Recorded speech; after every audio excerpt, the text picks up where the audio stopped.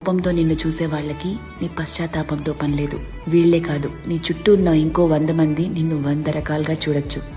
వాళ్ళందరూ వాళ్ల లోపల ఉన్న ఎమోషన్తోనే నిన్ను చూస్తారు. నిన్నుగా చూడగలిగేది ఆ పైవాడి తర్వాత నువ్వు మాత్రమే.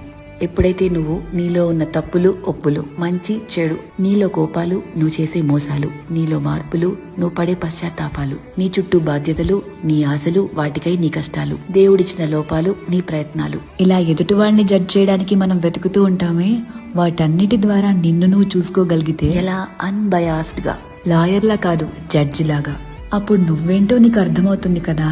అదే సెల్ఫ్ అవేర్నెస్ అంటే. సెల్ఫ్ అవేర్నెస్ నీకు చాలా ప్రశాంతతనిస్తుంది. ర్యాండమ్ గా ఎవరిని ఏమీ అనలేవు, ఎందుకంటే నీకు తెలుసు ఎవరి తుఫాన్లు వాళ్లకుంటాయి లోపల అని.